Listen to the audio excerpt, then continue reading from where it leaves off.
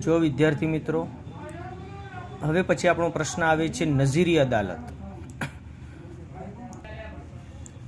કે જેને આપણે કોર્ટ ઓફ રેકોર્ડ્સ તરીકે પણ ઓળખીએ છીએ.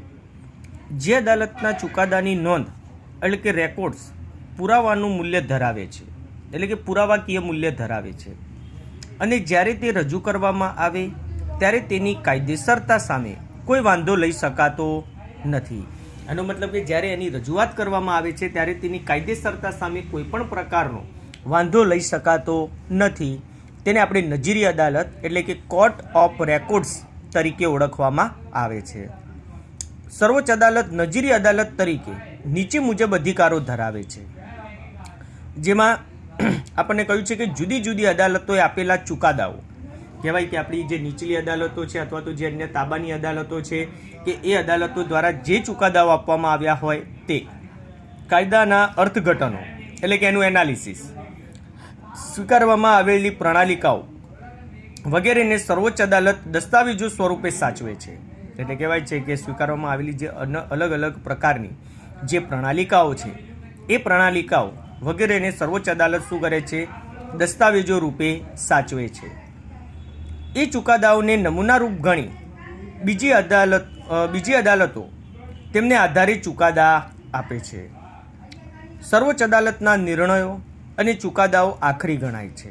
જો મિત્રો આ ધ્યાનમાં રાખવાનું છે કે સર્વોચ્ચ અદાલતના જે ચુકાદાઓ અને નિર્ણયો છે તેને આખરી ગણવામાં એટલે કે સર્વમાન્ય ગણાય છે. તેમની વિરુદ્ધ અપીલ થઈ શકતી નથી. કેમ? કારણ કે આપણા ભારતની અંદર સર્વોચ્ચ અદાલતથી ઉપર બીજી કોઈ જ અદાલત નથી. એટલે સર્વોચ્ચ અદાલત જે ચુકાદો આપે એ સર્વમાન્ય ગણવો પડે.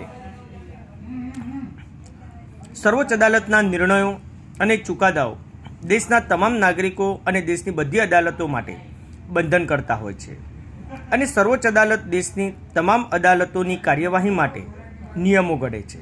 કે આપણે કહેવાય કે સર્વોચ્ચ અદાલત જે છે તે સર્વોચ્ચ અદાલતની નીચેની જે તાબાની અદાલતો છે એ તાબાની અદાલતો માટે તે શું કરે છે? નિયમો ઘડે છે. એ નિયમોનું પાલન કરવાનું બધી અદાલતો માટે અનિવાર્ય છે. એ નિયમોનું જે પાલન કરવાની બાબત છે તે બધી અદાલતો માટે કેવું છે? અનિવાર્ય છે. તેના નિર્ણયો અને ચુકાદાઓનો ભંગ કરનારને તે સર્વોચ્ચ અદાલતના તિરસ્કાર માટે શિક્ષા કરી શકે છે. આપણને કહ્યું છે એમાં કે તેના નિર્ણયો અને ચુકાદાઓનો ભંગ કરનારને સર્વોચ્ચ અદાલતના તિરસ્કાર માટે શિક્ષા કરી શકે છે. અને સર્વોચ્ચ અદાલત દરેક પ્રકારના કેસમાં આપેલા પોતાના ચુકાદાની નોંધ એટલે કે રેકોર્ડ રાખે છે અને તેને પ્રકાશિત કરે છે. એના પછી આપણો પ્રશ્ન આવે છે તાબાની અદાલતો. રાજ્યની વડી અદાલતો એટલે કે હાઈકોર્ટની હકુમતમાં રહેલી અને તેના નીચે અંકુશ નીચે કામ કરતી અદાલતો તાબાની અદાલતો અથવા નીચલી અદાલતો કહેવાય છે. તાબાની અદાલતોમાં રાજ્યની તમામ જિલ્લા અદાલતો અને તાલુકા અદાલતોનો સમાવેશ થાય છે. મિત્રો આ 1 માર્ક્સ માટે ધ્યાનમાં રાખવાનું કે તાબાની અદાલતોમાં કોનો સમાવેશ થાય? તો રાજ્યની તમામ જિલ્લા અદાલતો અને તાલુકા અદાલતોનો સમાવેશ થાય છે. રાજ્યની બધી તાબાની અદાલતો વડી અદાલતના નિરીક્ષણ હેઠળ કામ કરે છે. જો આપણને કહ્યું છે કે રાજ્યની જેટલી પણ કહેવાય કે તાબાની અદાલતો છે તે તમામે તમામ અદાલતો વડી અદાલતના નિરીક્ષણ હેઠળ કામ કરે છે, એટલે કે એના ઓબ્ઝર્વેશનમાં કામ કરે છે એવું આપણે કહી શકીએ. દરેક જિલ્લામાં દીવાની અને ફોજદારી અદાલતો હોય છે. આપણા ભારતના જેટલા કે રાજ્યો છે તો દરેક રાજ્યના દરેક જિલ્લાની અંદર દીવાની અને ફોજદારી એમ બંને પ્રકારની અદાલતો હોય છે. જિલ્લા અદાલતમાં દીવાની દાવા ચલાવનાર ન્યાયાધીશને જિલ્લા ન્યાયાધીશ કહેવાય. જો શું કહેવાય છે કે આપણે 1 માર્ક્સમાં પ્રશ્ન પૂછે કે જિલ્લા ન્યાયાધીશ કોને કહેવાય? કે જિલ્લા અદાલતમાં દીવાની દાવા ચલાવનાર ન્યાયાધીશને આપણે શું કહીએ છીએ? જિલ્લા ન્યાયાધીશ. અને ફોજદારી મુકદ્દમા ચલાવનાર ન્યાયાધીશને આપણે સેશન્સ ન્યાયાધીશ કહેવાય છે. એટલે કે જે ફોજદારી મુકદ્દમા ચલાવે તે ન્યાયાધીશને આપણે શું કહીએ છીએ? સેશન્સ ન્યાયાધીશ. એટલે મિત્રો ખાસ ધ્યાનમાં રાખજો, 1 માર્ક્સ માટેનો પ્રશ્ન અને આપણા માટે મોસ્ટ આઈએમપી છે, બરાબર. એટલે આપણે આ વસ્તુને ખાસ ધ્યાનમાં રાખીશું કે જે આપણે કહ્યું કે જિલ્લા અદાલતમાં દીવાની દાવા જે ચલાવનાર ન્યાયાધીશ છે તો એ ન્યાયાધીશને આપણે શું કહીએ છીએ? જિલ્લા ન્યાયાધીશ તરીકે તેને ઓળખવામાં આવે છે. અને ફોજદારી મુકદ્દમા જે ચલાવનાર જે ન્યાયાધીશ છે ત્યારે આપણે સેશન્સ ન્યાયાધીશ કહેવાય છે.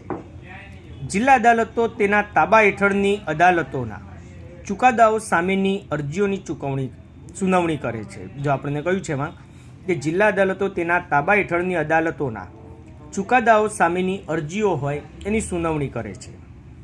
દરેક જિલ્લાની દીવાની અદાલતોમાં 1 લાખ રૂપિયા સુધીના દાવાઓ તેમજ સરકારે કરેલા કે સરકાર સામેના કેસો ચલાવવાની સત્તા છે. જો દરેક આપણી જે જિલ્લાની અદાલતો છે એ આપણી જિલ્લાની અદાલતો શું કામ કરે છે, તો દીવાની અદાલતોમાં જો આપણે કહ્યું 1 લાખ રૂપિયા સુધીના દાવાઓ તેમજ સરકારે કરેલા કે સરકાર સામેના કેસો ચલાવવાની અને સત્તા છે.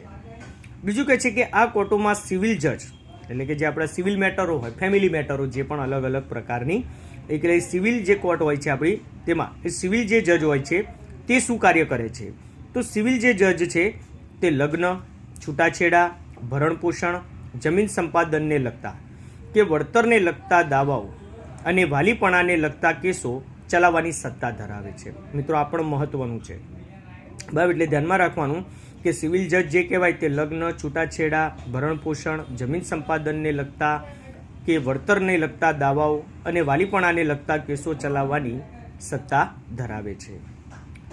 ફોજદારી અદાલતોમાં સેશન્સ કોર્ટ અને તેની હકુમત નીચે પ્રથમ વર્ગના ન્યાયાધીશો અને દ્વિતીય વર્ગના ન્યાયાધીશોની અદાલતો, બીજું કહે છે મામલતદાર અને એક્ઝિક્યુટિવ મેજિસ્ટ્રેટની કોર્ટ હોય છે. મિત્રો આ પણ મહત્વનું છે.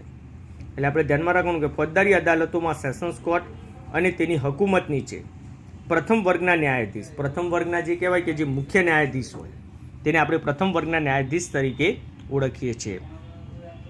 અને દ્વિતીય વર્ગના ન્યાયાધીશોની અદાલતો, બીજું કે છે મામલતદારો અને એક્ઝિક્યુટિવ મેજિસ્ટ્રેટની કોર્ટ હોય છે.